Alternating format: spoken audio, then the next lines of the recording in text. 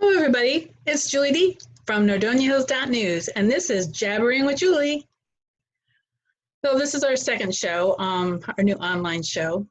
So, just never know what you're going to get with me. And let me say, before I forget, that I'm very excited to announce that the first week in May, we're going to start printing our newspaper again. For those of you that don't know that we have such a thing, we started it in January every other week. And we had to take a pause during April because a lot of our ads paused for good reason. So here's what the last one looked like, second week in March. And look, I even have Jabbering with Julie on it, which inspired the show, at least the name of the show anyway. So look for that the first week in May. We'll have them at stores and, the stores that can be open, of course, gas stations, pharmacies. We'll have them all over town, and if you're looking for them, just send us a message and we'll let you know where you can pick them up. We might even drop one off at your house. You never know. No contact delivery. So anyway, that's it. I'm excited about the newspaper coming back. People have actually sent me messages saying they missed that, so thank you. And thank you for all the comments, the nice comments about my show last week. I appreciate it. We're just trying every way we can think of to get the information out about what's happening in our community. There is a lot going on, and it's so hard to keep track of everything, even for me. I can imagine what it would be like for a resident.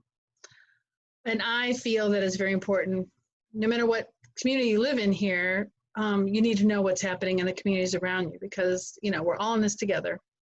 And we're all so close together.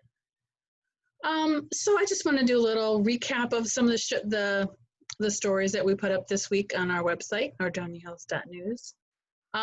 First off, I wanted to let everybody know that the Emergency Assistance Center needs help. Let's see if I can find the right image here. Thank you very much. So the Emergency Assistance Center needs help. 3 of their fundraising events have postponed. In fact, I should announce that the Memorial Day Parade, unfortunately, has canceled for this year. There was a school drive that canceled, and also the letter carrier fundraiser, where they collect the food in the mailboxes every year, that has also been canceled. So the Emergency Assistance Centers desperately need of assistance. So if you help them, then they can help people. So look on our website for more information on how you can help. And then I also want to tell you about a local nurse. Well, she's a retired nurse, and Nurse Susan, and she has been busy making masks for people. So if you still don't have a mask, you could pick one up from her house. And again, you can pick it up from the porch for free. And she has a lot of nice colors. In fact, I got one.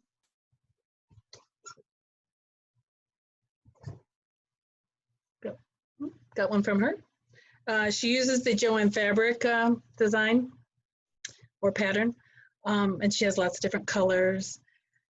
And she is also looking for donations, so if anybody has any bias tape or elastic, or maybe just some money they want to donate for materials, again, more information on our website can be found about her and how you can help her. And then this has been kind of a busy week for council meetings and trustee meetings. Northfield Center had their second virtual meeting, and this time they used a video conferencing platform. Last time they just did it via phone. So that was interesting. And I think the good news that came out of that meeting is Beacon Hills Park is going to get renovated, as you can see right here. And you can see the schematic on our website. They're going to be adding a wiffle ball area, pickleball. They're going to be revamping or resurfacing their basketball court and tennis courts. They're going to be changing the parking lots. Some of these changes are to make the park more accessible, also safer for children. There's going to be a pavilion built on the property, and they're looking for assistance from businesses for that. You can, again, find out more information about that project on our website. Northfield Center is also switching their phone carrier. They are going to save $3,000 a year, which is great. And not only are they saving money, but you'll be able to dial directly to the trustee or person that you need to talk to.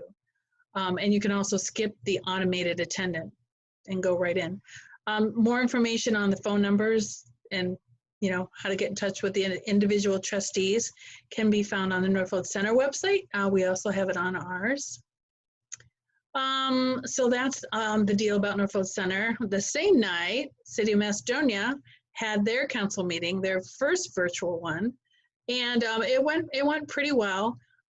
They were able to record via video their meeting, so you can either go on our website and see it, or you can go on YouTube and search for City of Macedonia and find it.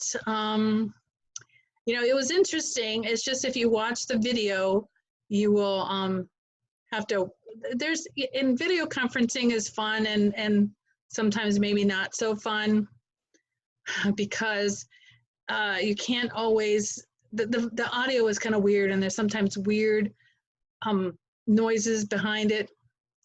But it's interesting, and it's at least one way our city leaders can conduct meetings without being in person.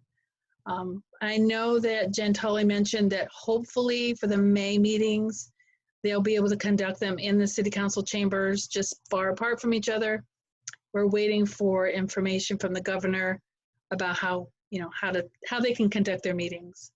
So again, you can get a little recap on our website from the council meeting and the Northfield Center meeting. But just a couple highlights from the Macedonia meeting. It was the first council meeting for Amanda Trask, who replaced Josephine RCC as clerk of courts. Josephine retired after 30 years of service. We do miss her, but Amanda did a great job considering her first meeting was virtual. But she did a great job. The city also wanted everybody to know that the City of Macedonia, the Spirit of Macedonia Festival, AKA Fun Fest, has been canceled for this year. So everybody's really sad about that, and we're not going to have a parade. We're not going to have Fun Fest. It's, it's just an unusual, unprecedented year. So that's all, that's all I really can say about that. It just makes me, this makes me sad. So speaking of closures, Twinsburg Road will be closed at the railroad crossings for repairs, approximately 10 days. I think that started a couple days ago. So, maybe in a couple weeks you'll be able to go down that way. I know I was on that street just recently and you can't get through. The Macedonia also wanted to let people know that as of starting on Monday, they're going to reinstating the bulk garbage pickup. So if you have extra bags of garbage or extra items besides what's in your garbage cans, they will take those now starting next week. So that's good to know. Good to know. They did receive, the City of Macedonia received a resignation from Angela Manley. She was Director of City Parks and Recreation. They're going to be looking for someone to fill her spot. Her last day is June 15th. Although currently the people at the rec center are laid off, but again, we don't know what's going to happen in May and, if they're going to be able to open. I think on Monday, Governor DeWine is going to make an announcement about that. I know he has a phased plan for when different businesses can open, and we're hoping to hear from him on Monday about that. And so my point that I want to talk about now is just this part here is just to help businesses. It's really tough. Some businesses are allowed to be open, some are not. The ones that are in business are having to do things differently.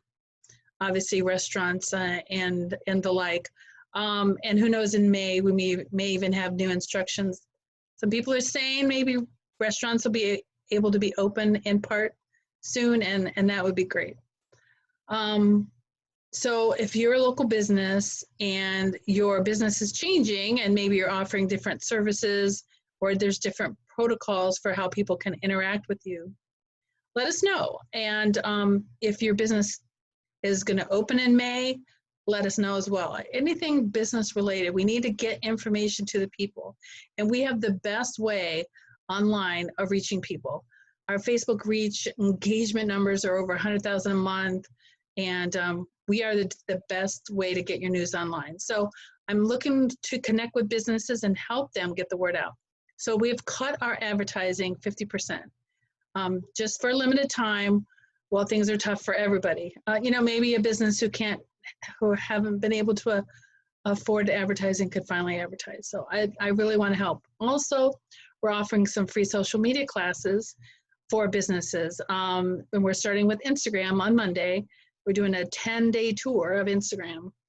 So look on our website for information on how to do that. And I do send out a weekly newsletter on our website. We have the big yellow box, so you can sign up if you're not already getting our email newsletter. People do say that, you know, it's helpful for them, and you know, you may have missed something from us. See, is right there. You might have missed something from us over the week. We post a lot of things online, and we have a lot of things on our website, and an email newsletter coming every week. It's kind of nice. This way you don't miss anything. Well, I better get going. I've overstayed my welcome with you, and thank you for hanging out with Jabbering with Julie from NordoniaHills.news. See you next week, everybody. Stay safe and wash your hands.